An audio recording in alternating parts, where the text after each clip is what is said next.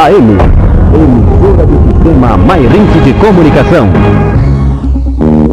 Vista-se a moda, sinta a emoção de viver agora as cores da estação. Cactus, a sua moda jovem, Cactus, sua moda agora, Cactus, os momentos com você. Cactus, Espírito Santo 512, 037-222-4755 e Dib Shop, Avenida JK 1200, Nossa 44.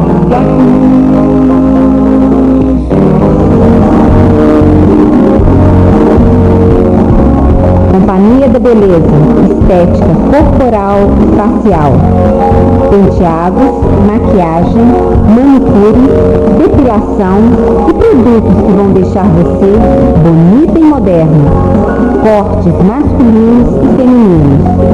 Rua Professor Isauro Ferreira, 770, Porto Velho.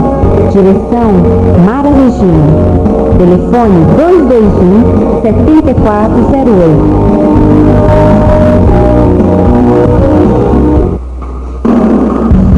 Cicli Alves é sinônimo de bicicleta. São 50 anos de tradição. Avenida Rio Grande do Sul, 547 no centro. Telefone 222-1599. Lembre-se, bicicleta é com a Cicli Alves. Show de ofertas, Fátimas Designers. Cortinas, tapetes, persianas.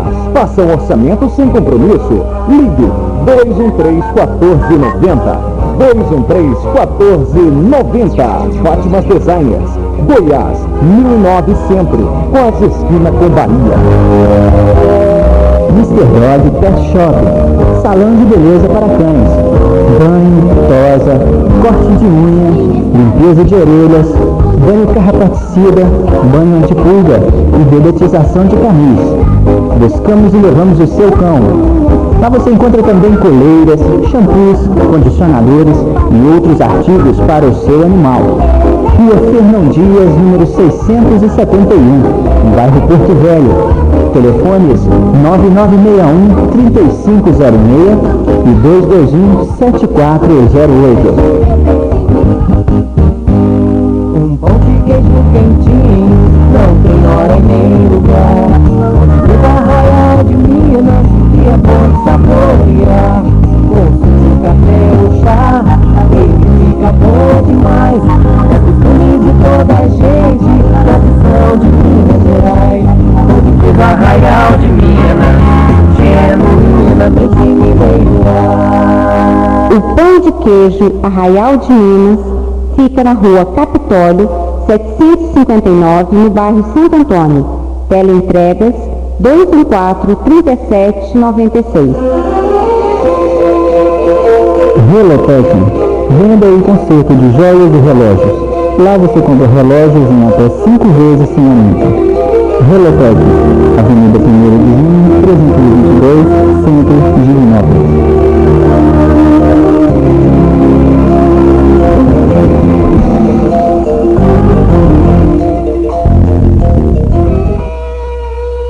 Pronto Farma, medicamentos e perfumaria em geral. Avenida Amazonas 617, bairro São José. O telefone 212-2288.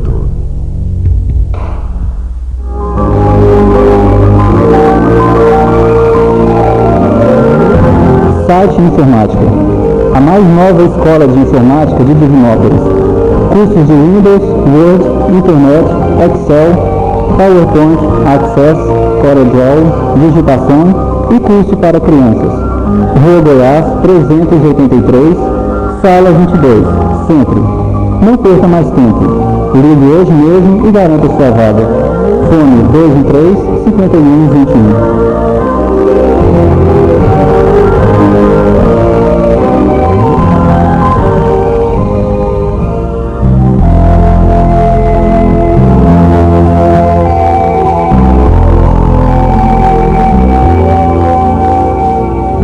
Plataforma do Mestre.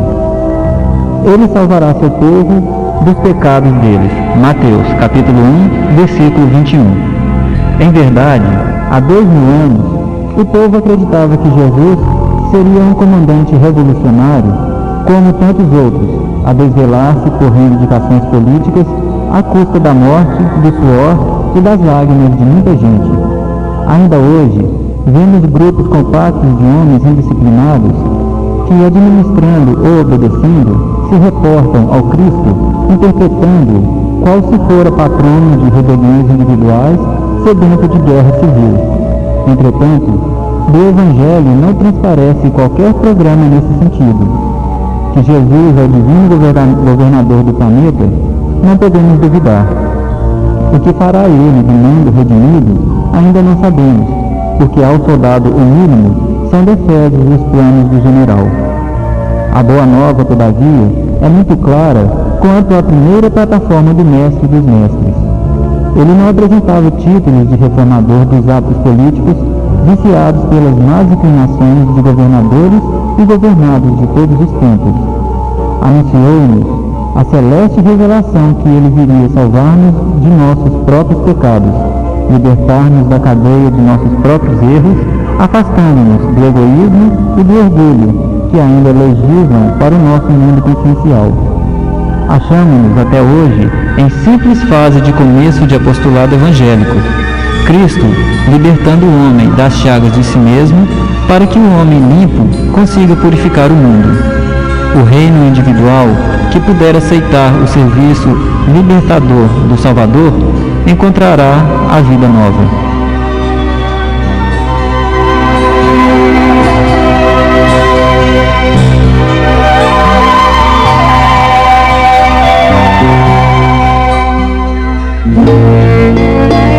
Ligue, participe, faça sugestões e retire suas dúvidas e concorra ainda ao sorteio de um livro espírita 222-0001 e 222-0002.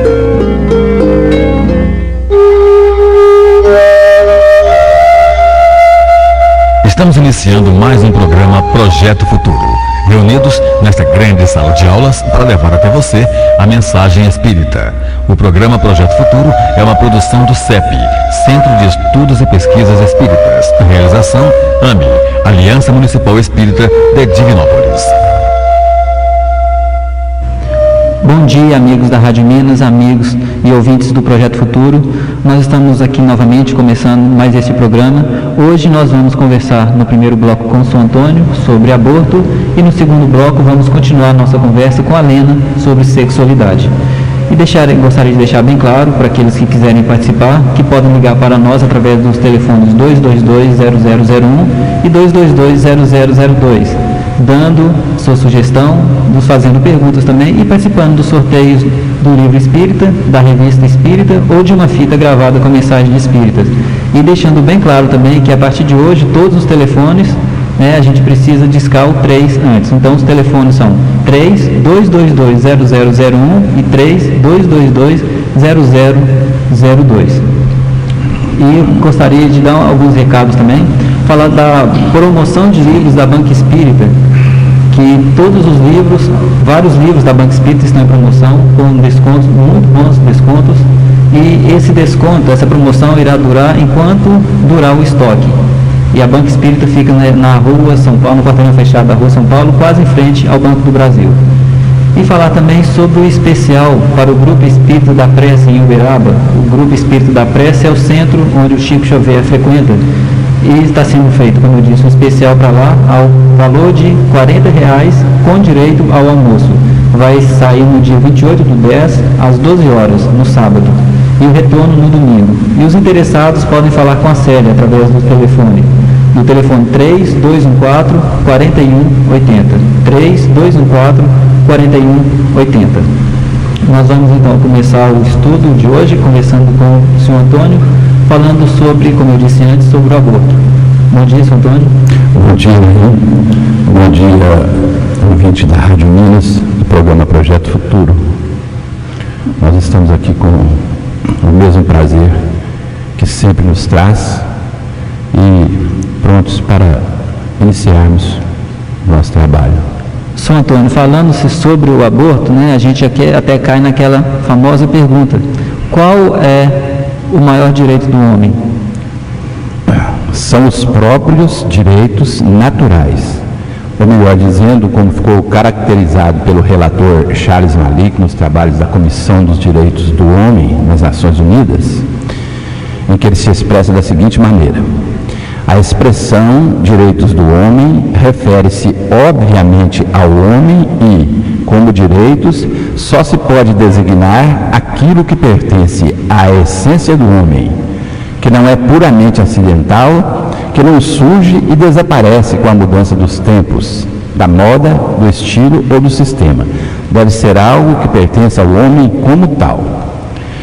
E nós vamos encontrar em outra fonte, no Livro dos Espíritos, não são criações da lei no sentido jurídico, são revelações das leis eternas e imutáveis que dirigem a humanidade. Sendo assim, devemos nos reportar a resposta dos Espíritos à questão 880 do Livro dos Espíritos, que foi assim elaborada: qual o primeiro de todos os direitos naturais do homem?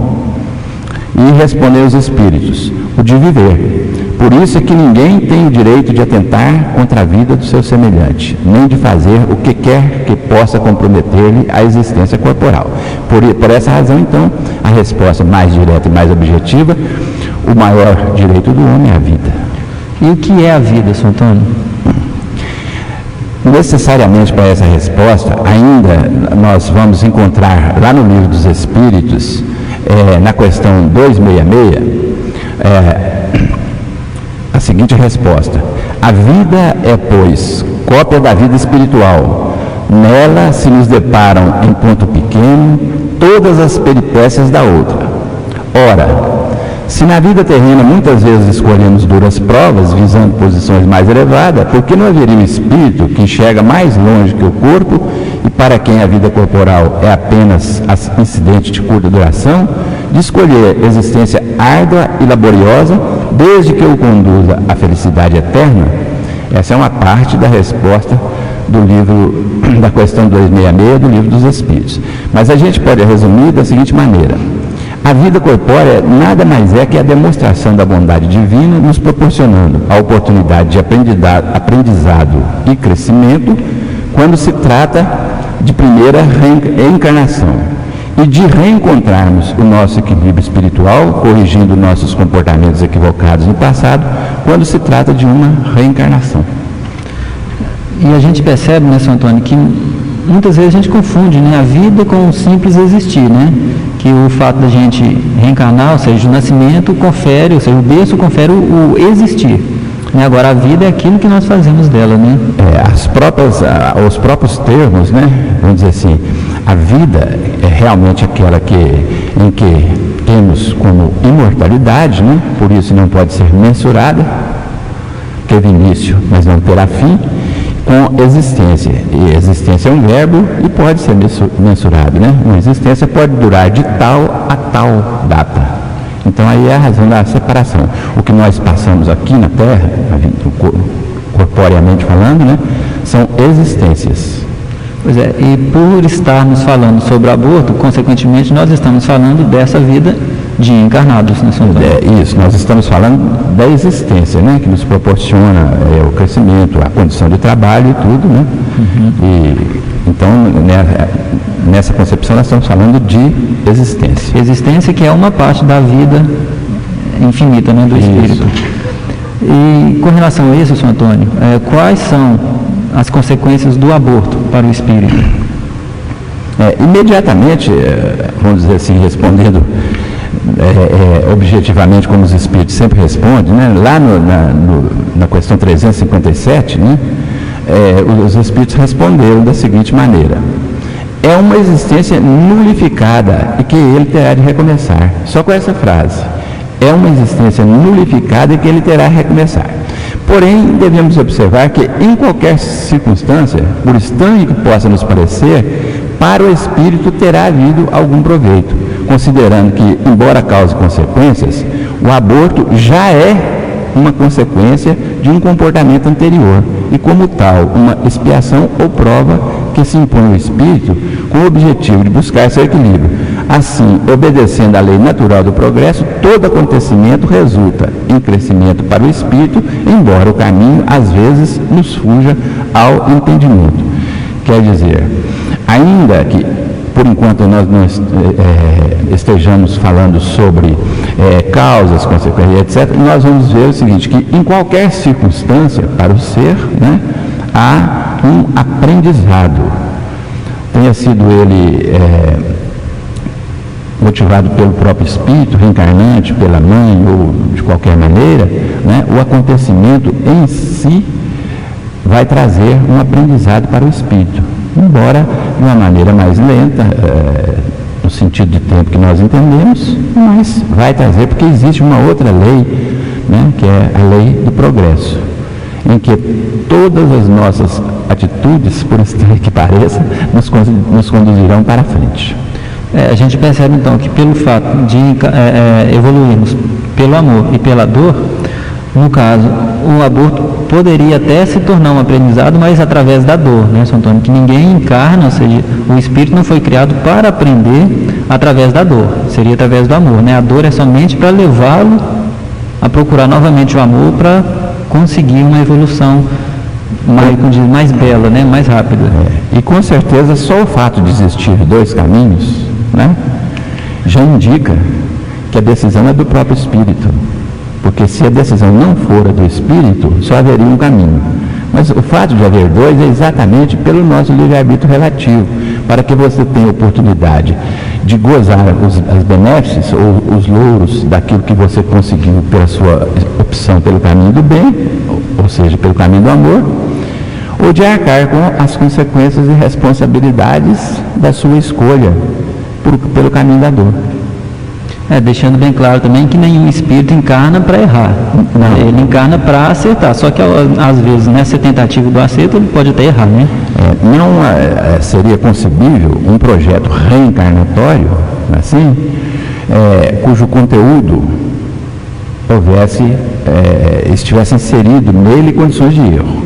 As intenções sempre são para o acerto, para o reajuste, para a melhora.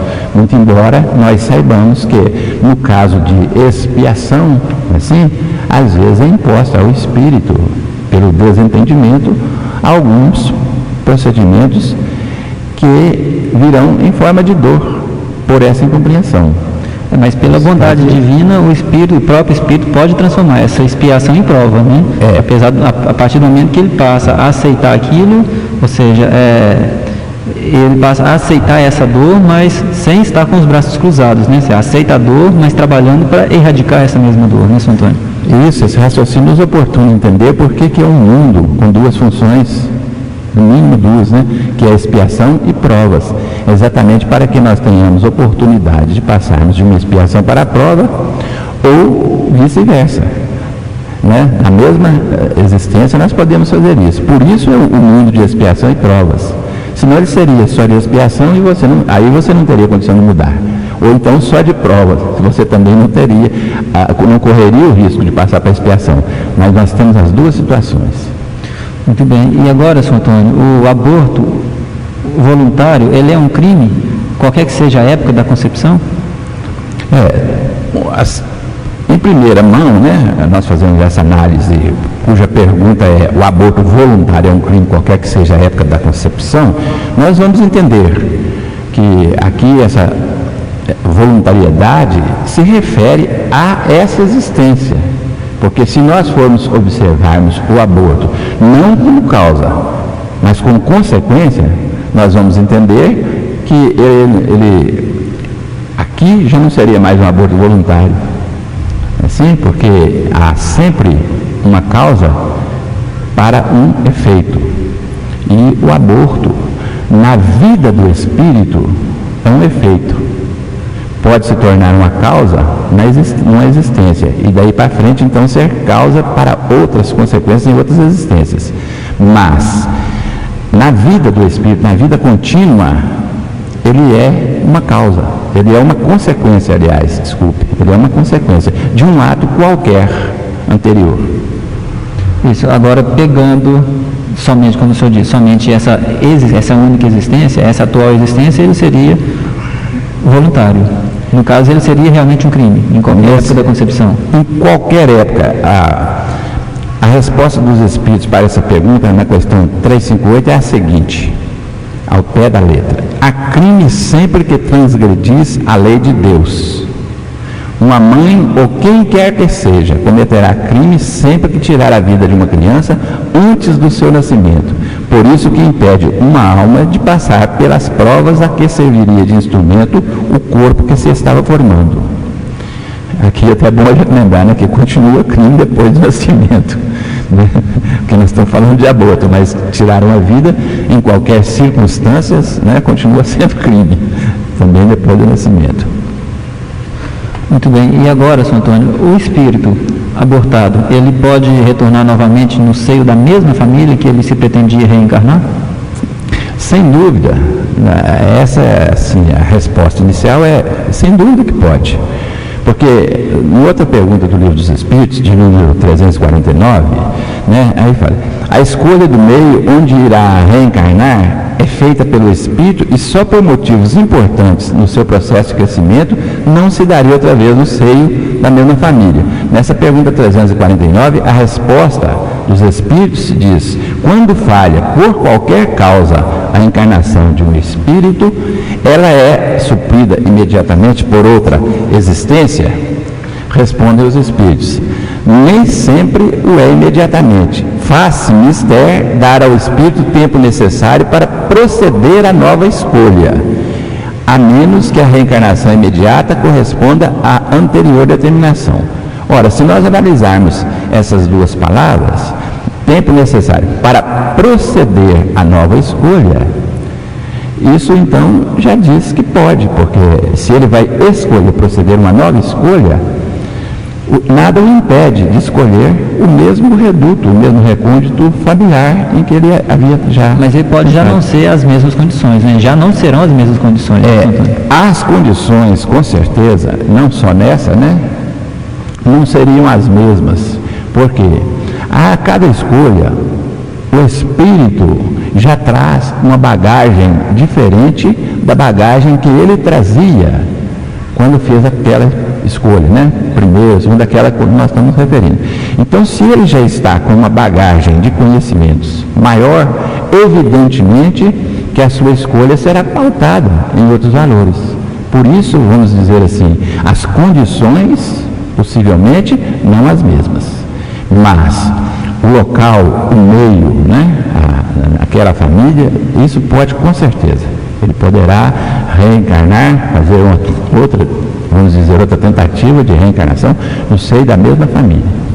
A literatura espírita nos diz o seguinte, que mesmo quando não ocorra na mesma família, um abortado, em determinadas condições, ele vai procurar a mãe que havia escolhido, que rejeitou, né, se foi esse caso, se tivesse sido o caso, em qualquer outra circunstância, na família, na sociedade. Quer seja através do traficante que vai corromper o seu filho, quer seja através do ladrão que vai assaltar a sua residência, através de qualquer, mas ele vai se aproximar, né? Dependendo, obviamente, dessas condições. Se criou um ascendente ou fomentou, né, ou acentuou mais um ascendente já existente anteriormente no plano espiritual, com certeza isso motivará uma aproximação. Se não for através da reencarnação junto desse ser, será por outro caminho. Mas aí haverá um encontro, porque há uma tendência e uma necessidade de reajuste. Aí ele poderia até, no caso, chegar até essa família através de uma adoção também? Sem dúvida nenhuma, seriam incontáveis, né, as maneiras de nós entendermos, e nós temos visto tanto aí, né, quantas crianças são abandonadas na porta de uma residência, e o fato passa desapercebido por muitos de nós, né, até como uma coincidência, ou como um acaso e tudo, mas na realidade ali está realmente uma programação, com certeza, né? Uma busca programada já pelo próprio espírito, no plano espiritual. E é o que realmente era necessário, né, São Antônio? Estar naquela família, porque realmente o trabalho que ele tinha que se fazer era com aquela família. Não é isso? Isso é a razão da existência da família, né? A família, nós vamos dizer assim, não foi a família que criou as necessidades, foram as necessidades que criaram a família. E não só a família, porque quando a gente fala aqui em família, nós estamos falando nesse pequeno grupo, né, e tudo. Mas se você for considerar num âmbito maior, nós teremos numa cidade uma grande família, num estado uma família maior ainda, numa nação uma família maior ainda, né, onde cada espírito estará buscando os seus ascendentes espirituais, assim, com dois objetivos só. Um é consolidar laços afetivos, né, amoráveis e entendimentos. E o outro, reajustar o oposto, fazer reajustes de situações,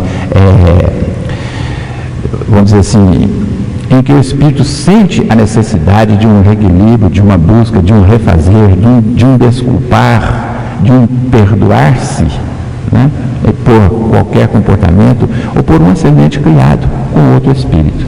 Santo Antônio, de acordo com o que o senhor está falando, vamos supor então, o espírito ele está para reencarnar numa família. Então, essa mãe acaba abortando, né, involuntariamente, no caso. E o espírito ele consegue uma outra oportunidade de estar novamente com aquela família, vindo como um neto, por exemplo, dessa mãe, né, ou um sobrinho, ou como uma criança adotada. Mas no caso ele não traria, se ele não tivesse, né, no caso, se ele não houver conseguido perdoar essa pessoa, ele não traria inconscientemente gravado no seu psiquismo uma certa revolta com relação a essa pessoa ou essa família, e isso não poderia trazer a ele, né, um certo distúrbio dentro dessa família por causa deste ato? Graças ao esquecimento do passado, o acontecimento em si da reencarnação, porque ele viria então com o projeto, né, de alterar, de reequilibrar essa situação. Mas daí é que nós vemos certas tendências do espírito quando vai passando a sua fase de infância, completando o processo reencarnatório, vamos dizer assim mais grosseiramente, é que então ele começa a demonstrar essas tendências a que você se referiu. Começa a vir o verdadeiro caráter, né, formado, e aí ele tem dois caminhos, que seria com a participação dos familiares e dele, a boa vontade de fazer um reequilíbrio nisso aí, ou então de reforçar essa conduta, reforçar esse sentimento, vamos dizer assim, ostensivo, né, de desentendimento. Sr. Antônio, chegou uma pergunta para nós, da Marisa do bairro Porto Velho. Ela nos pergunta o seguinte: como ficam os casais que não podem ter filhos? Evidentemente, né, como ficam os casais que não podem ter filhos, sem filhos. Por uma razão, né, foi programado, eles precisam dessa situação. Não necessariamente tenha que ser o que eu vou dizer, é simplesmente uma colocação para meditar. Uma mãe que rejeitou muitos filhos em existências anteriores, né, ou um pai, um casal e tudo, essa pode ser uma das razões de ter que passar por uma existência com a vontade de os ter, de conceber, e serem impedidos. E esse impedimento, nós vamos entender que eles não sabem, mas foi por eles mesmos a escolha.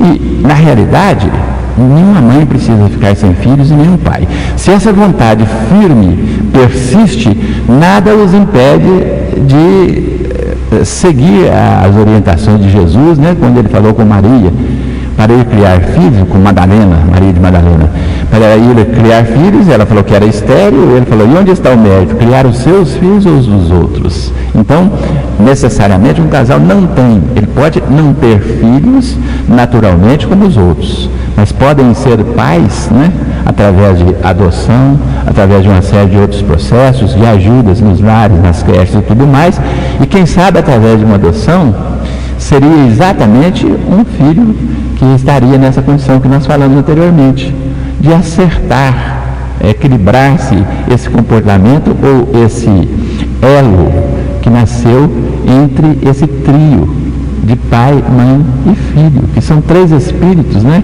que tiveram oportunidades outras anteriormente e não consolidaram. Mas não há nada que impeça ou que faça com que um casal, na atualidade, fique sem filhos, né?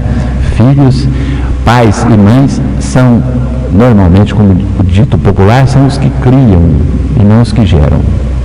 Muito bem, Sr. Antônio, muito obrigado pela nossa conversa sobre o aborto e a gente conta com o senhor o mais rápido possível.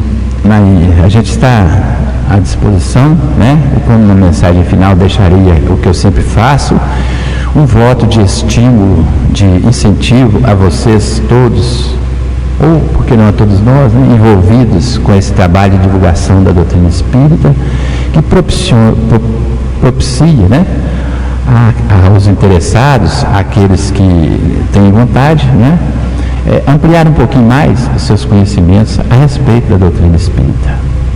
A respeito da doutrina espírita.